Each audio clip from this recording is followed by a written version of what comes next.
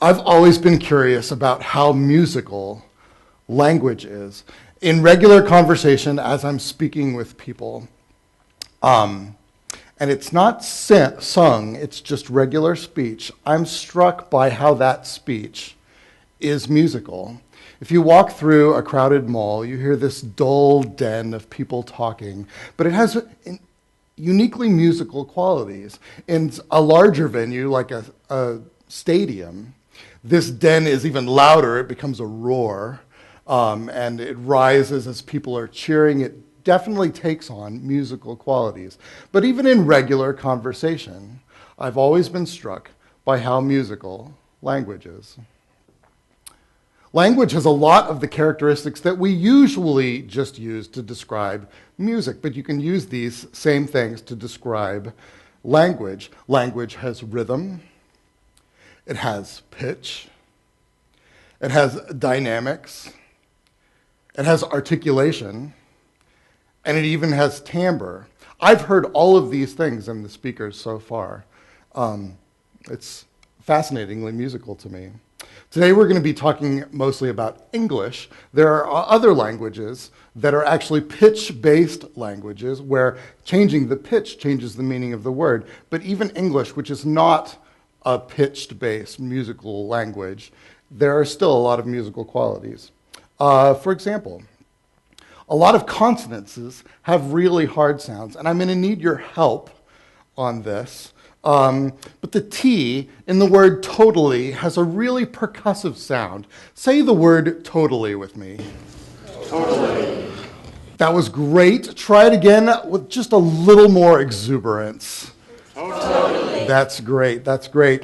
I hear, interestingly enough, there are two T's in totally. The first one gets the traditional T sound, totally. But when I say it with my slang, I suppose, the second T has more of a D sound. It's not quite as percussive as the first one. Say totally again.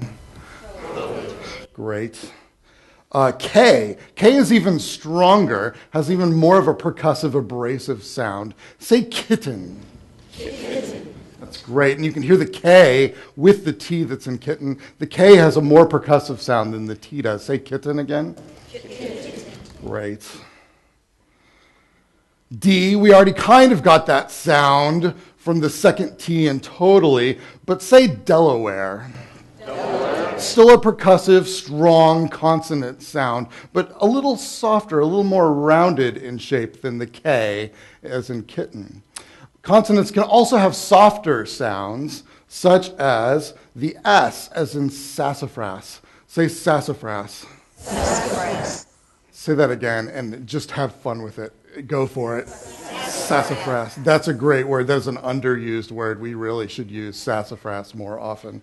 There's so many S's in that word, and it's sassy. It's a sassy word. Say it one more time just for fun. Such a great word. There's a lot of air involved in that. T and K are very short in their rhythmic metrical quality. S, as in sassafras, is longer. It just takes more air and more length to get that S out. Try M as in marmalade. Say marmalade. Marmalade. Also an underused word. Say marmalade again. Marmalade. Very similar to the M as in the N, one of my favorite words. Say Nathan. Nathan. Yeah, and M and N are interesting because they're very similar, but M has a different pitch and timbre than N does. When you say M, it has this low kind of guttural sound. N, you'll feel your tongue more on the tip and near your teeth, has an airier sound. Say M. M. You can feel that lower pitch and lower timbre. Say N, it's lighter. N. And then my favorite subject growing up in elementary school was this class. Say recess. Recess. R is a very soft consonant, recess. You hear the E more than the R. It's almost like you don't even notice the R. If we put consonant sounds together, we alter their sound. If I put an H at the end of the T, that percussive sound gets softened and lengthened. Say thrifty. Thrifty. And a really super musical word, therapeutic.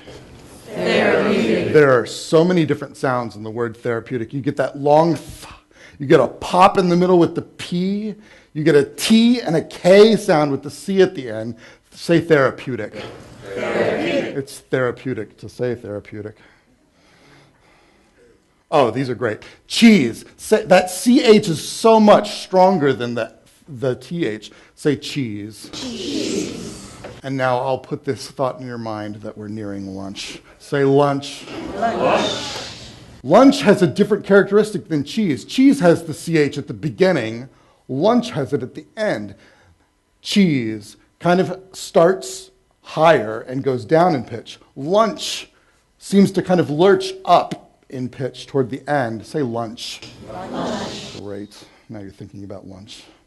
Sheesh begins and ends with that sound. It's in between the th and the cha. Cha is much more percussive and shorter.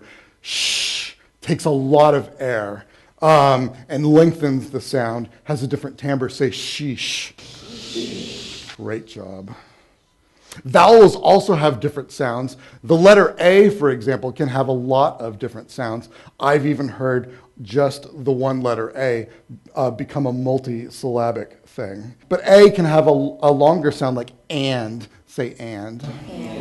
But that same vowel can change and soften more of an kind of a sound, as in around.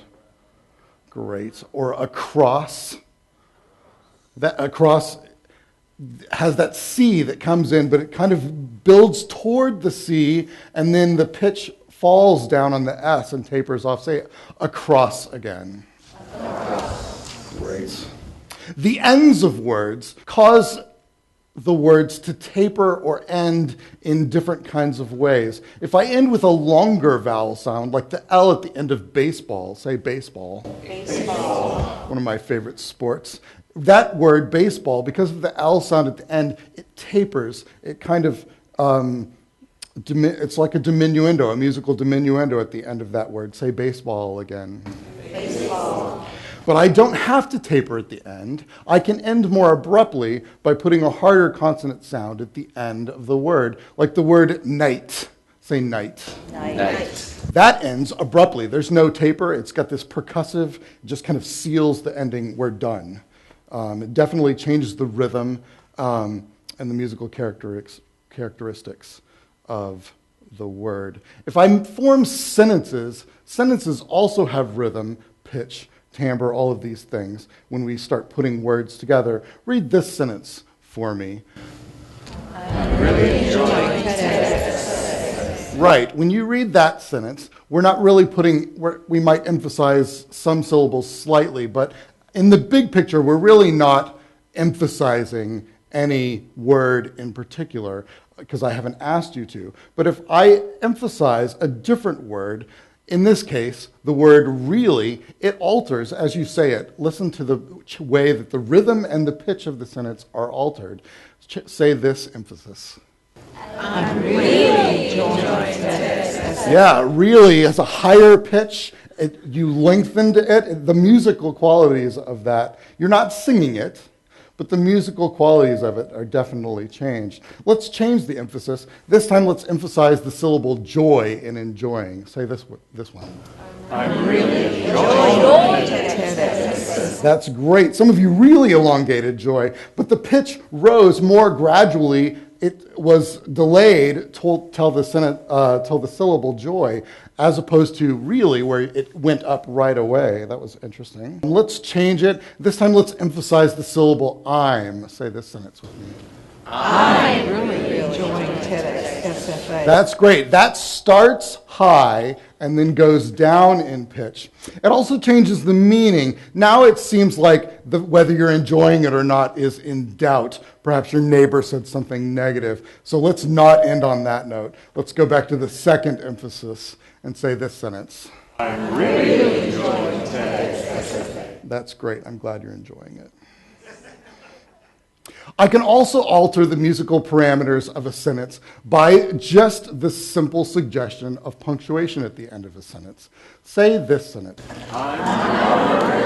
That's great. Just like the other first sentence, the period at the end causes you the emphasis is slightly uncertain. You just say it rather flat. If I alter the punctuation, I can just by that one punctuation mark alter the pitch structure of the sentence. If I add a question mark to the end of that sentence, you'll say it differently. Read this sentence. Great job. And that went up in pitch, totally altered the shape of the sentence. If I do an exclamation point, it will alter it yet again. Say that. I'm on Burgundy. Great. Interestingly enough, the tempo changed as well. You said that faster. You said it louder. The pitch was higher as a whole. It really changed the musical parameters of that sentence. You're going to hear two musical things that are related to language. One we're going to perform together. But I'd like to leave you for my talk with a musical experience through language created by you. I'd like for us to read a poem by one of my favorite poets, Shel Silverstein.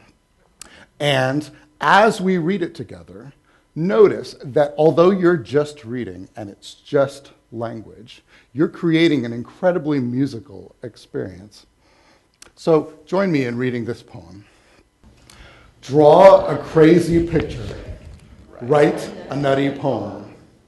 Sing a mumble-gumble song. Whistle through your comb. Do a loony-goony dance. Cross the kitchen floor. Put something silly in the world that ain't been there before. Thank you.